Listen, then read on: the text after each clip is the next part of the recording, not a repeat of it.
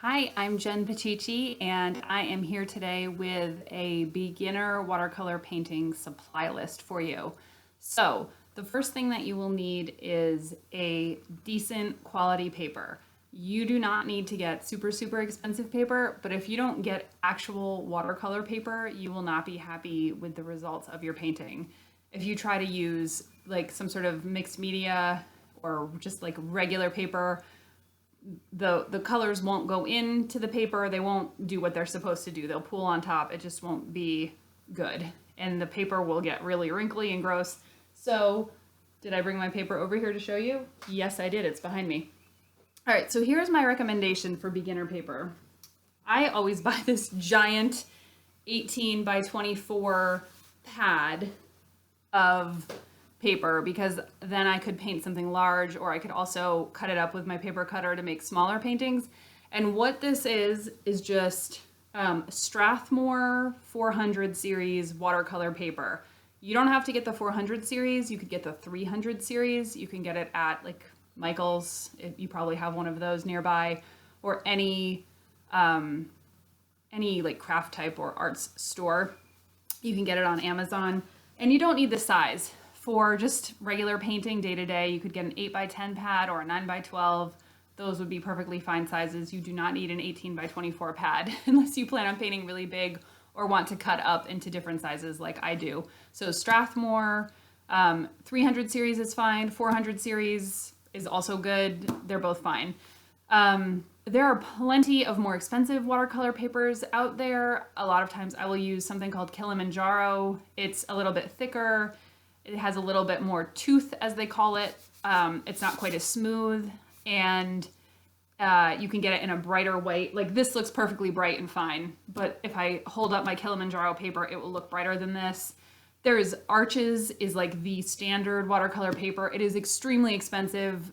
You do not want to paint on it unless you are, selling your work professionally, being a well-known watercolor person. Like there's no reason to spend a ton of money when you are just practicing, just doing something for fun.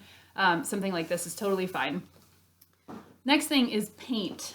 So I found this super confusing and hard to figure out when I was beginning.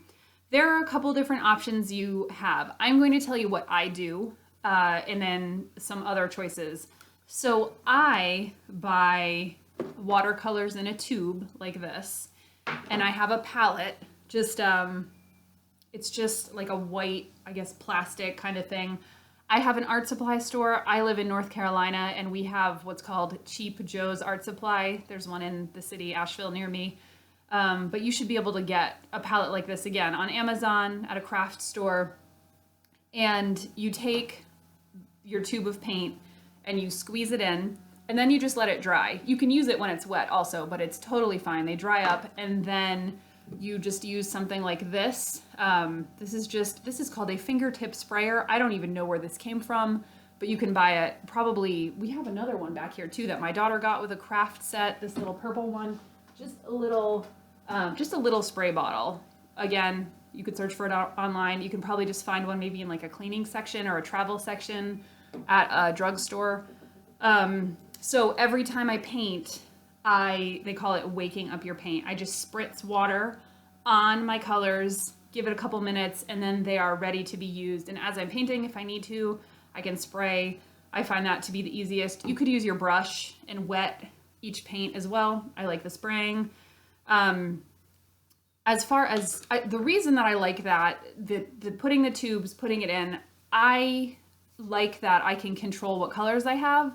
I will tell you about the other option in a minute, and usually that involves just buying a pan or a half pan with the colors predetermined. I like that I can just kind of pick what colors that I want. I paint with a lot of yellow, so I tend to have a lot of different yellows and a lot of different greens.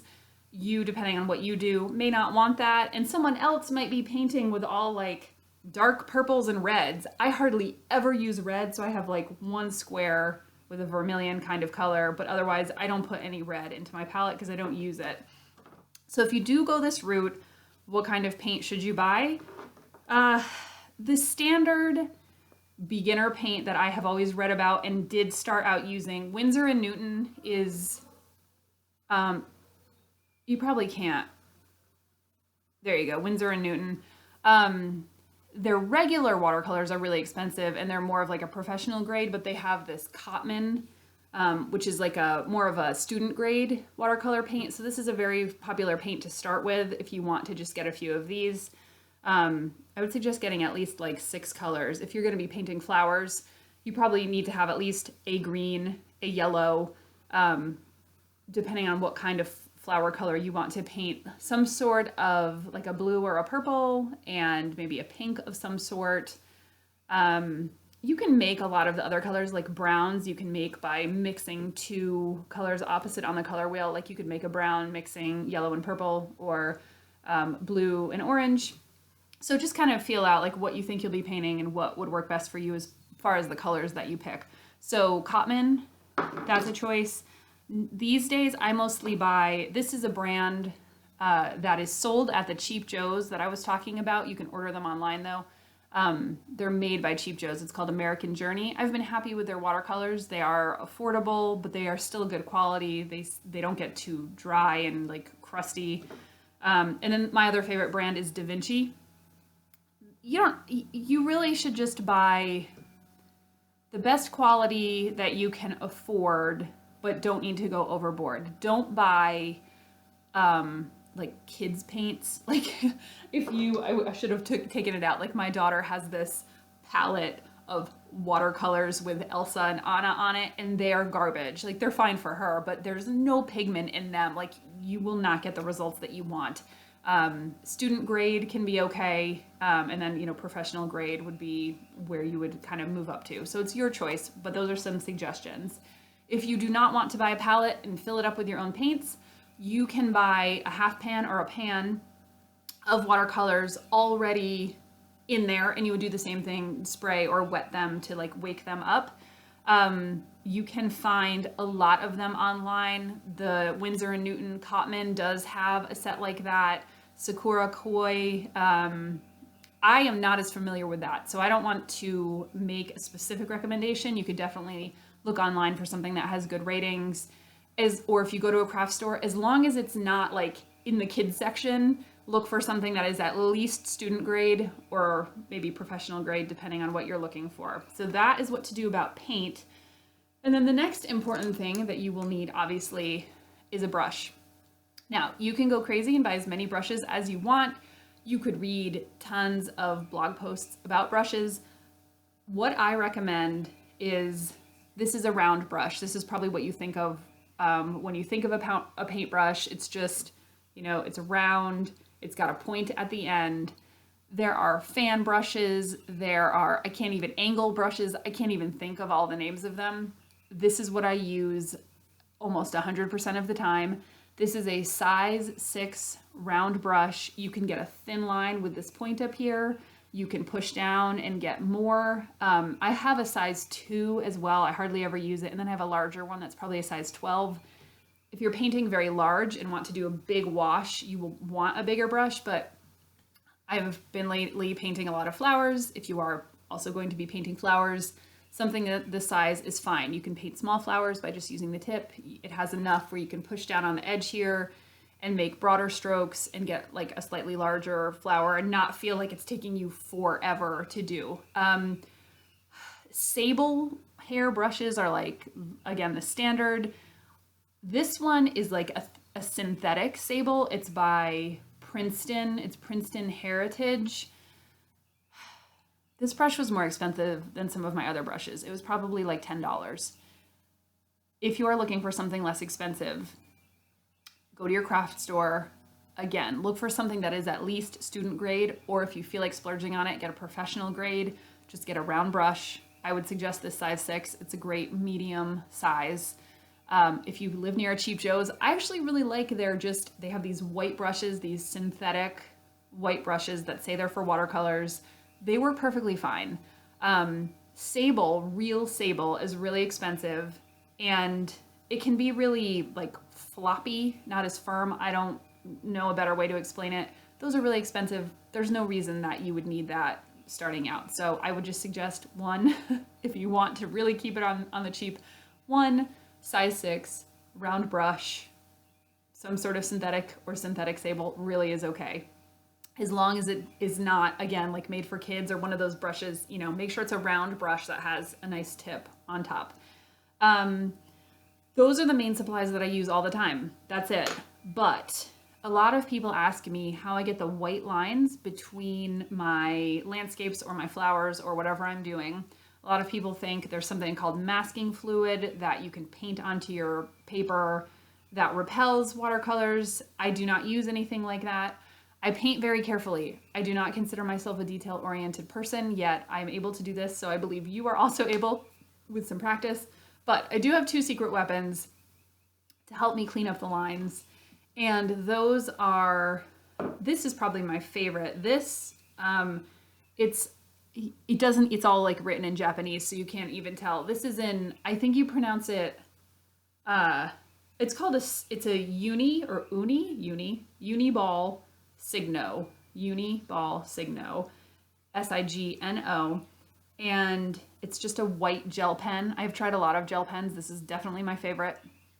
This is another thing. You can get a 3-pack or a 6-pack on Amazon. That's where I usually buy them. The art supply store does sell these as well at my art supply store, but I don't know if they're at like a Michael's or a, what's the other one? Is it Ace? The other craft store. I haven't ever looked there. This has a great thick white line. So after my watercolor painting is dry, if I need to go back, like if something is really sticking out to me or if something got like blurred by my hand, I will go back sometimes with this and just fill in that white line just to keep that crisp white look. And sometimes I will use this. This is Dr. P.H. Martin's Bleed Proof White. This is another thing. I bought it at Cheap Joe's Art. I'm sure they sell it on Amazon. It is not watercolor, but I once in a while will use it with my watercolors to like lighten up a color or if I want something that's more opaque. But it is also good for filling in those white lines. You might want a smaller brush to do that. I usually do use my smaller size 2 brush, but honestly, this is easier. You already know how to use a pen, I am guessing. So this is really simple. This is fun to have too. And I sometimes will use this to paint over on watercolors. If I need a white area, like on a pansy that has purple and then white, I might use something like this. I think that is everything that you need to get started. Oh, one more thing. Where did I put it? I put it somewhere. You don't need to see a picture of it because you know what it is. Masking tape. There are tons of tutorials about how to keep your watercolors flat because even with good paper, they will wave and buckle a little bit. Not buckle, but wave. I don't do what any of them say. I take my paper, I flatten it out, I tape I tape masking tape just a teeny bit around the edges just to hold it in place. And it's just standard, oh here it is, like this, I think this is from Staples. My husband has bought me it at Lowe's, I've bought it at the dollar store, like really any tape is fine.